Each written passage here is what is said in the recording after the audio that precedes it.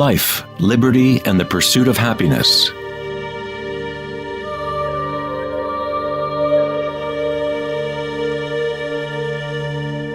We live our lives pursuing happiness out there, as if it is a commodity.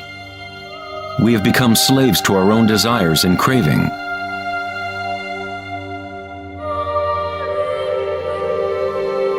Happiness is not something that can be pursued or purchased like a cheap suit. This is Maya, illusion, the endless play of form. In the Buddhist tradition, samsara, or the endless cycle of suffering, is perpetuated by the craving of pleasure and aversion to pain. Freud referred to this as the pleasure principle. Everything we do is an attempt to create pleasure, to gain something that we want, or to push away something undesirable that we don't want. Even a simple organism like the paramecium does this. It is called response to stimulus. Unlike a paramecium, humans have more choice. We are free to think, and that is the heart of the problem. It is the thinking about what we want that has gotten out of control.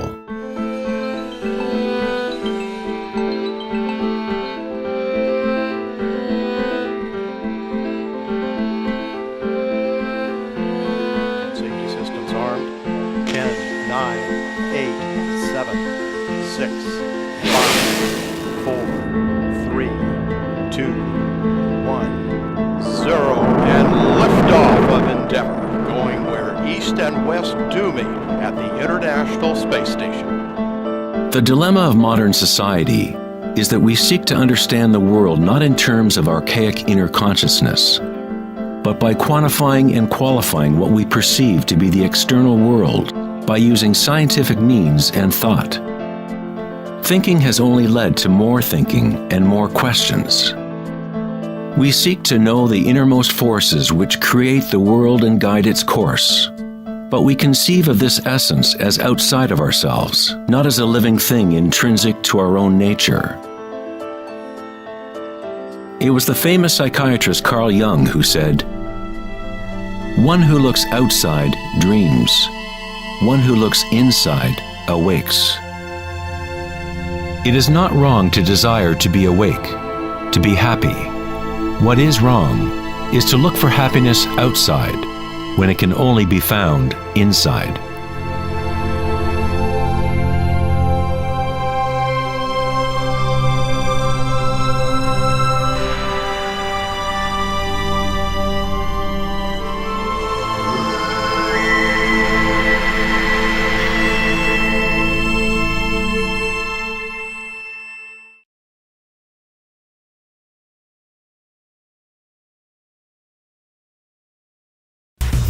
On August 4th, 2010, at the Techonomy Conference in Lake Tahoe, California, Eric Schmidt, CEO of Google, mentioned an astounding statistic. Every 2 days now, we create as much information as we did from the dawn of civilization up until 2003, according to Schmidt. That's something like 5 exabytes of data. Never in human history has there been so much thinking, and never has there been so much turmoil on the planet. Could it be that every time we think of a solution to one problem, we create 2 more problems? What good is all this thinking if it doesn't lead to greater happiness? Are we happier, more equanimous, more joyful as a result of all this thinking? Or does it isolate us, disconnect us from a deeper and more meaningful experience of life?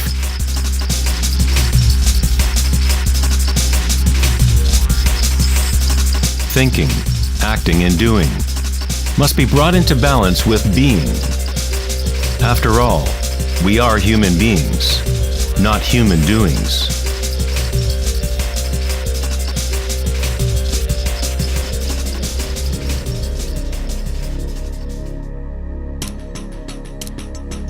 We want change, and we want stability at the same time. Our hearts have become disconnected from the spiral of life. the law of change, as our thinking minds drive us towards stability, security, and pacification of the senses. With a morbid fascination, we watch killings, tsunamis, earthquakes, and wars. We constantly try to occupy our mind, fill it with information. TV shows streaming from every conceivable device, games and puzzles, text messaging, and every possible trivial thing. We let ourselves become mesmerized with the endless stream of new images, new information, new ways to tantalize and pacify the senses. At times of quiet inner reflection, our hearts may tell us that there is more to life than our present reality, that we live in a world of hungry ghosts, endlessly craving, and never satisfied.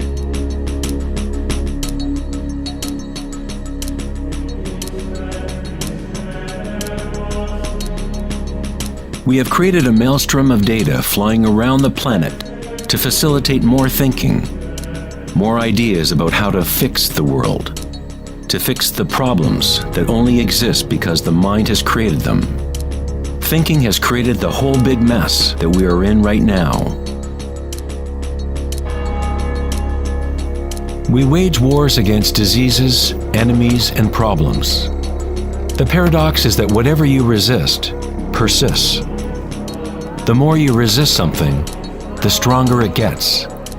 Like exercising a muscle, you are actually strengthening the very thing you want to rid yourself of. So then, what is the alternative to thinking? What other mechanism can humans use to exist on this planet?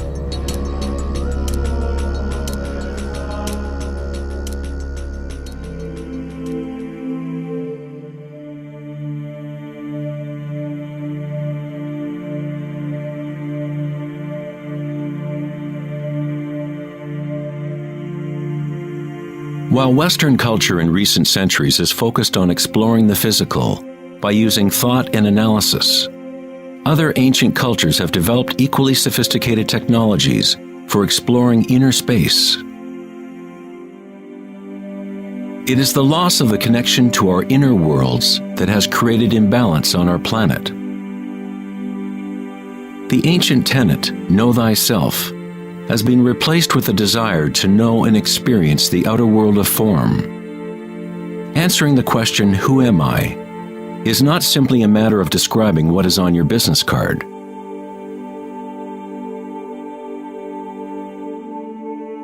In Buddhism, you are not the content of your consciousness. You are not merely a collection of thoughts or ideas, because behind the thoughts is the one who is witnessing the thoughts.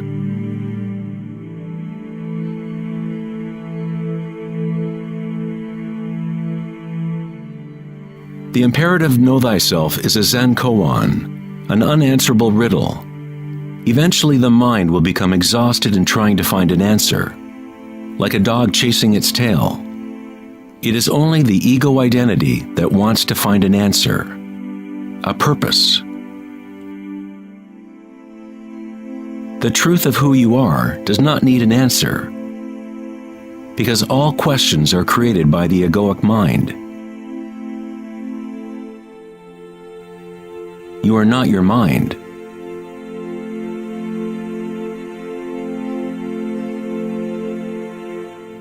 The truth lies not in more answers, but in less questions. As Joseph Campbell said, I don't believe people are looking for the meaning of life as much as they are looking for the experience of being alive.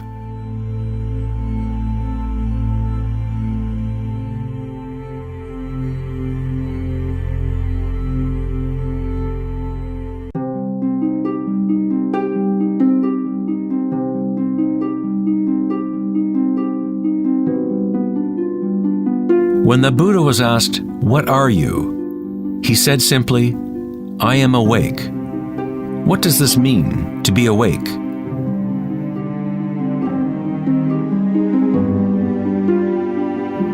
The Buddha does not say exactly, because the flowering of each individual life is different. But he does say one thing. It is the end of suffering. Every major religious tradition has a name for the state of being awake: heaven, nirvana, or moksha. A quiet mind is all you need to realize the nature of the stream. All else will happen once your mind is quiet. In that stillness, inner energies wake up and work without effort on your part. As the Taoists say, Qi follows consciousness. By being still, one begins to hear the wisdom of the plants and animals, the quiet whispers in dreams, and one learns the subtle mechanism by which those dreams come into material form. In the Tao Te Ching, this kind of living is called Wei Wu Wei. Doing, not doing. The Buddha spoke of the middle way as the path that leads to enlightenment. Aristotle described the golden mean, the middle between two extremes, as the path of beauty. Not too much effort, but not too little either. Yin and yang in perfect balance.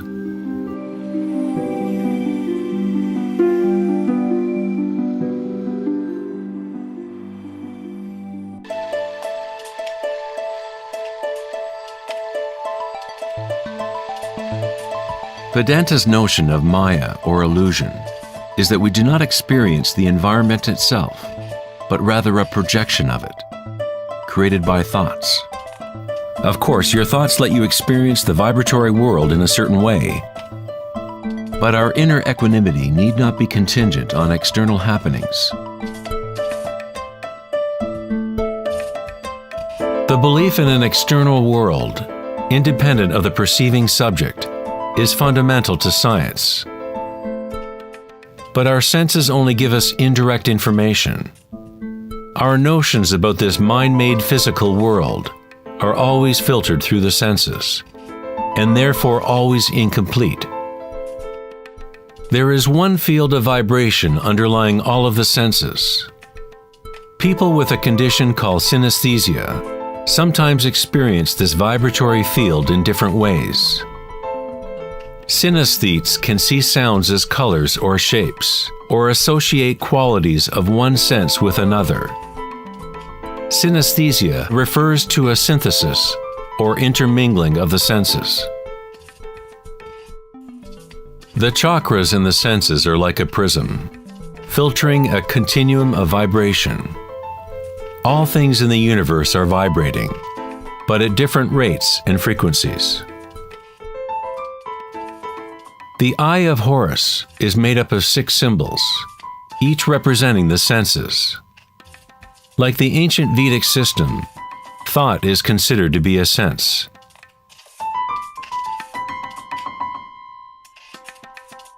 Thoughts are received simultaneously as sensations are experienced on the body. They arise from the same vibratory source.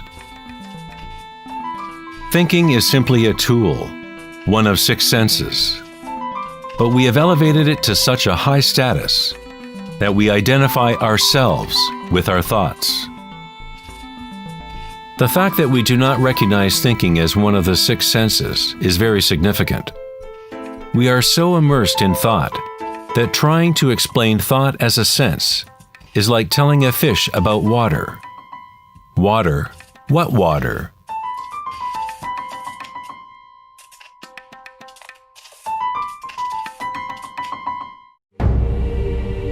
In the Upanishads, it is said, "Not that which the eye can see, but that whereby the eye can see. Know that to be Brahman, the eternal, and not what people here adore. Not that which the ear can hear, but that whereby the ear can hear. Know that to be Brahman, the eternal, and not what people here adore. Not that which speech can illuminate, but that by which speech can be illuminated. Know that to be Brahman, the eternal, and not what people here adore.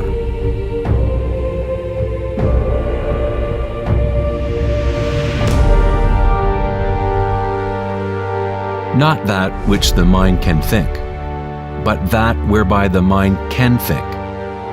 Know that to be Brahman the eternal, and not what people here adore.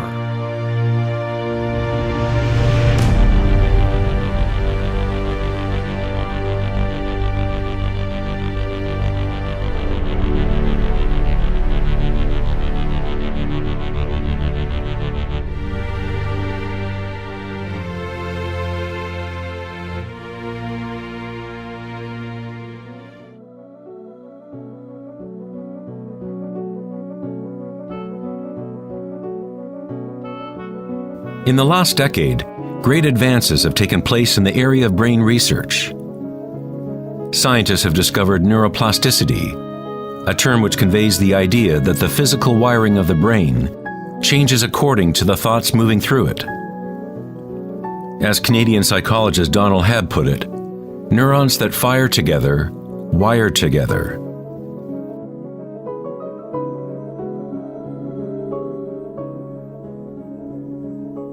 Neurons wire together most when a person is in a state of sustained attention. What this means is that it is possible to direct your own subjective experience of reality.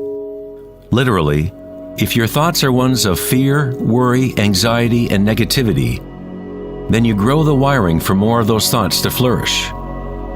If you direct your thoughts to be ones of love, compassion, gratitude, and joy, you create the wiring for repeating those experiences. But how do we do that if we are surrounded by violence and suffering? Isn't this some kind of delusion or wishful thinking? Neuroplasticity is not the same as the New Age notion that you create your reality by positive thinking. It is actually the same thing that the Buddha taught 2,500 years ago. Vipassana meditation, or insight meditation, could be described as self-directed neuroplasticity. You accept your reality exactly as it is, as it actually is. But you experience it at the root level of sensation, at the vibratory or energetic level, without the prejudice or influence of thought, through sustained attention at the root level of consciousness. The wiring for an entirely different perception of reality is created.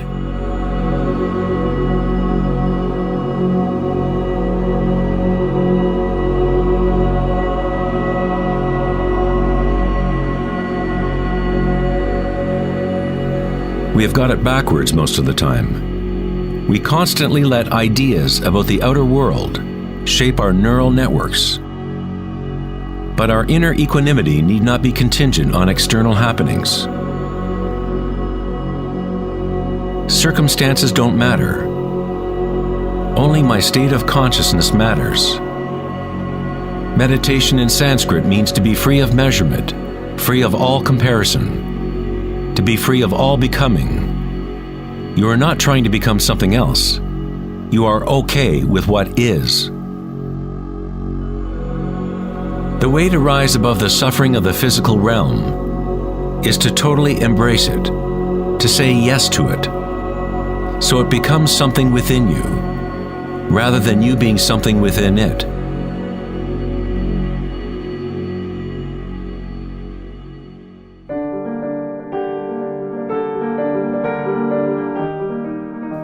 How does one live in such a way that consciousness is no longer in conflict with its content?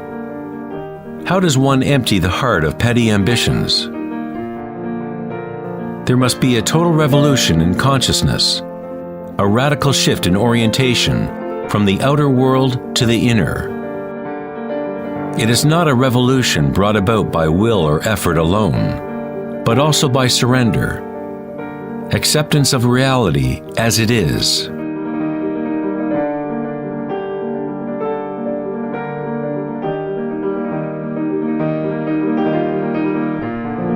The image of Christ's open heart powerfully conveys the idea that one must open to all pain. One must accept all if one is to remain open to the evolutionary source. This doesn't mean you become a masochist. You don't look for pain. But when pain comes, which it inevitably does, you simply accept reality as it is, instead of craving some other reality. The Hawaiians have long believed that it is through the heart that we learn truth. The heart has its own intelligence, as distinctly as the brain does. The Egyptians believed that the heart, not the brain, was the source of human wisdom. The heart was considered the center of the soul and the personality. It was through the heart that the divine spoke, giving ancient Egyptians knowledge of their true path. This papyrus depicts the weighing of the heart. It was considered a good thing to go into the afterlife with a light heart. It meant that you had lived well.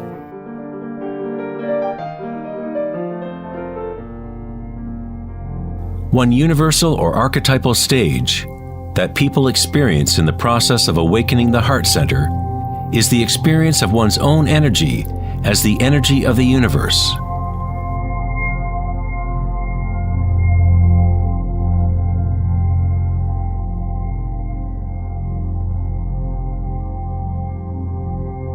When you allow yourself to feel this love, to be this love, when you connect your inner world with the outer world, then all is one. How does one experience the music of the spheres? How does a heart open?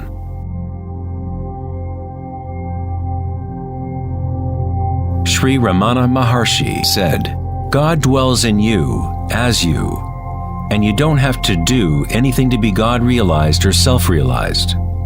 It is already your true and natural state. Just drop all seeking, turn your attention inward, and sacrifice your mind to the one self, radiating in the heart of your very being. For this to be your own presently lived experience, self-inquiry is the one direct and immediate way.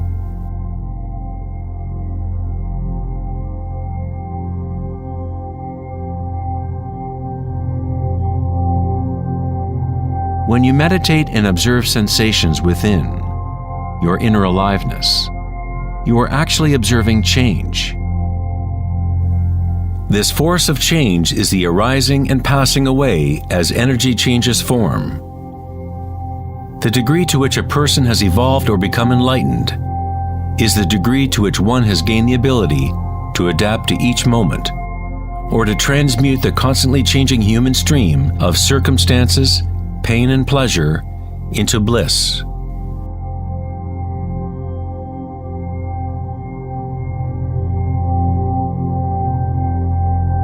Leo Tolstoy, author of War and Peace, said, "Everyone thinks of changing the world, but no one thinks of changing him or herself."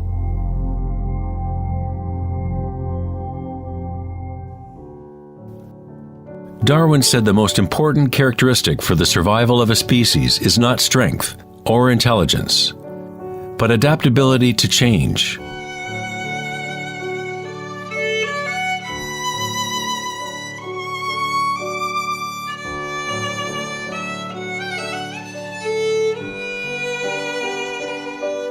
One must become adept at adapting.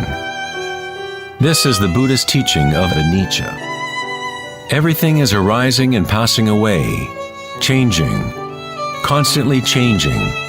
Suffering exists only because we become attached to a particular form.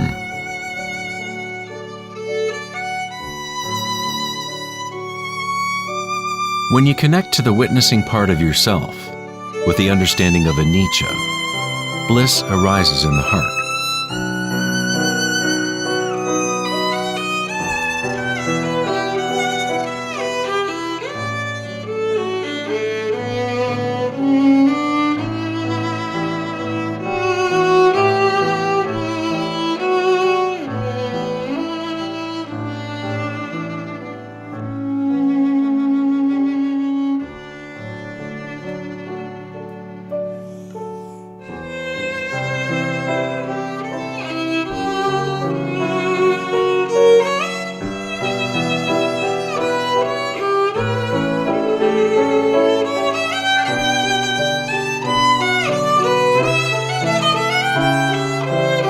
saints, sages, and yogis throughout history unanimously describe one sacred union that occurs in the heart.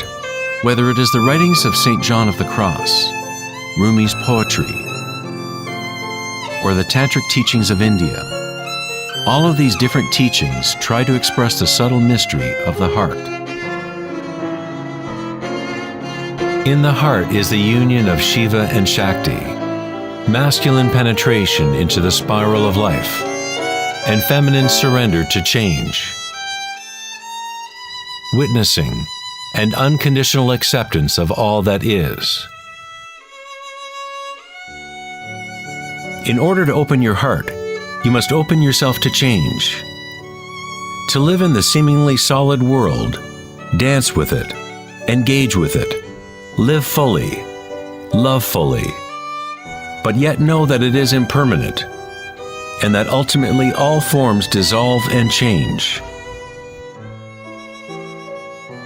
Bliss is the energy that responds to stillness. It comes from emptying consciousness of all content. The content of this bliss energy born of stillness is consciousness, a new consciousness of the heart, a consciousness that is connected to all that is.